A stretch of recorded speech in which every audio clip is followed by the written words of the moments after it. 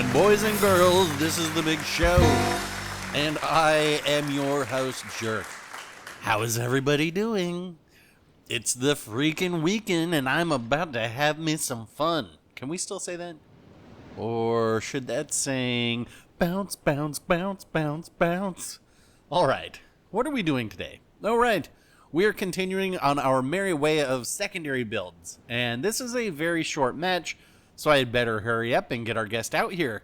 So go ahead and put your hands together for the certified Kraken printing Tier 7 German Battleish premium ship, and someone we haven't seen in 90 Krakens? Wow, seems like just yesterday. Give it up for Old One-Eye, Odin. Alright, we are on the map Sia Fortune. I've got 2 radar cruisers next to me, and if you haven't seen my last Odin video where we sank 4 ships in about 60 seconds, then let me introduce you to my insanely complicated way of playing this ship. You put your foot on the gas, and you never take it off. Well, not literally.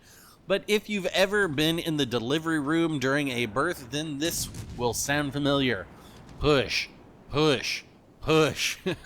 And to do that, let me put up the commander and modules on the big screen. As you know, I like celiacs on my Odin, but we've saddled them with Von Hipper and Haruna Matata to showcase the secondaries on this build. And hold up a second. I thought we were doing full secondary builds, so why don't we have all the secondary modules on here? It was an accident, honestly, and I will say while this completely secondary build works on the Bismarck, I don't think I'd use it on the Odin. I really, really miss having Cunningham on here for that extra accuracy, and going full secondary only pushes your secondary range from 7 kilometers to 7.8 kilometers, at least where I have those commanders ranked to. So yeah, I will be reverting this back to my usual build, even though Odin does have some of the bigger secondaries on these German ships. You'd think that one of those 2 radar cruisers would use their radar, being they know a destroyer is in the smoke, but it is indeed my water radar that picks them up. And as I have said many times, you had better be able to shoot destroyers if you're in a battleship. Playing battleships again this week, I can honestly say most of my matches I am destroyer hunting because the rest of my team sure isn't.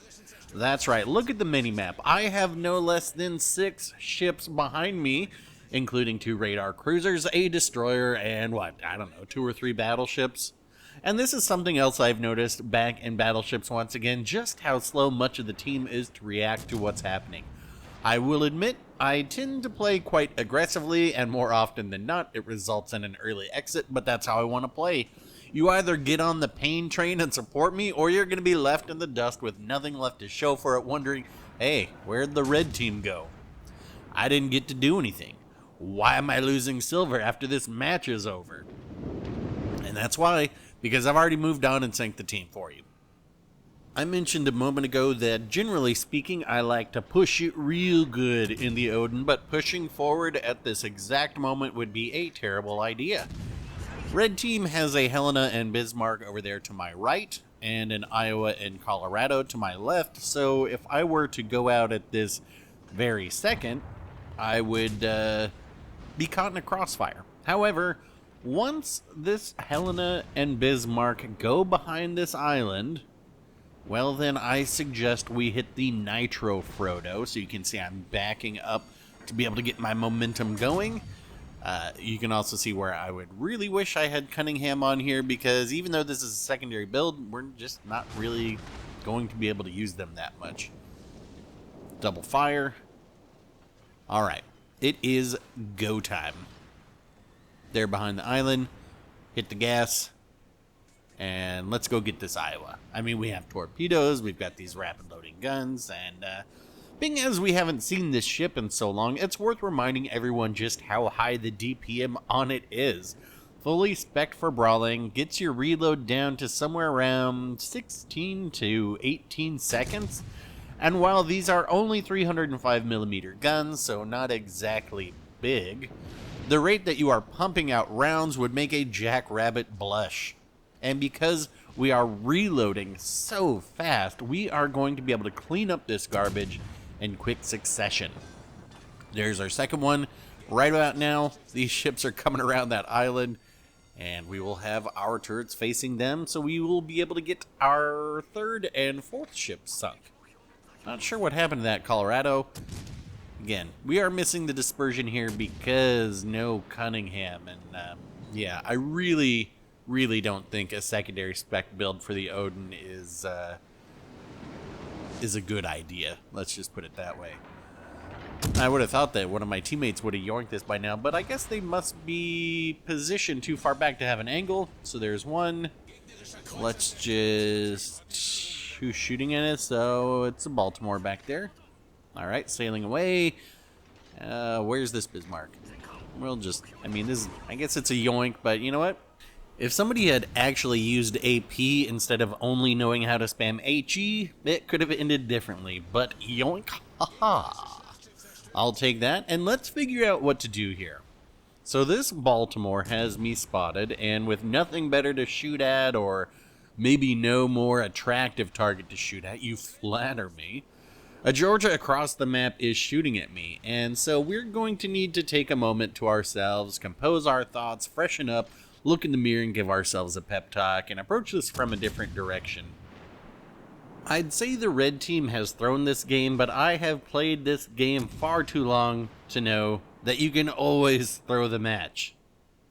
So I'm going to use the fact that Baltimore is kiting away against them. I'm going to turn out and drop spot to be able to get in a heal and get them to either turn back in or give up on the game. So once I get turned out, I will have a much easier time choosing how I want to engage them because I will become bow in. And this is one of the nice things about having less range is just how quickly you can drop spot. So I think this Baltimore, do they even get me on fire here? They may get me on fire. And as we're going away, yeah, we drop spot here. So 13 seconds till we can get a heal in, and then we will re-engage with this Baltimore. I mean, this is what I'm always saying. Like, kiting, in some ships it works. That is not what the Baltimore is for. I can't overmatch their bow in this ship.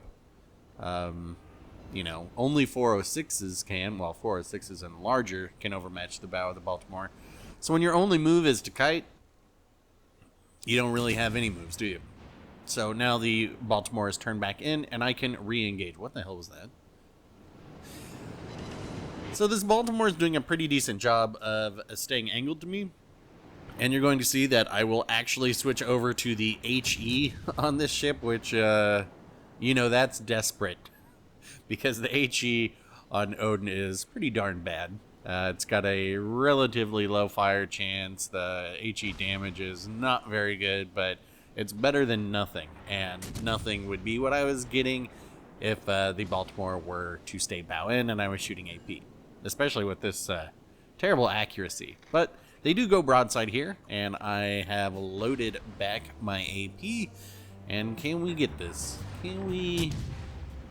Do we? Yes, we do. Kraken 280 in the Odin. And that's how it's done. So I was looking to get a 6-pack or something, but that team so far across the map, I'm never going to be able to get out of there. And in fact, in true spirit of a champion, 2 of our battleships are just going to ram each other. So let's just go ahead and skip to the scoreboard. Alright, weighing in at 2,661 XP for a good game, we have Odin. Not a bad game by our Massachusetts either, and how about the rest of you all? Did you have fun back there? Because I had fun in the front, and that's going to wrap it up for this one. If you are doing the PP dance, waiting for a full secondary grows occur first game, hit like. If you missed out on the game in the back doing a number 2, hit dislike. Questions, comments, leave them down below, and if you want to see the Orkin spec for a longer range and more accurate secondary, then hit subscribe. Thanks for watching, folks. I'll get back out there for another one soon, and we will talk then.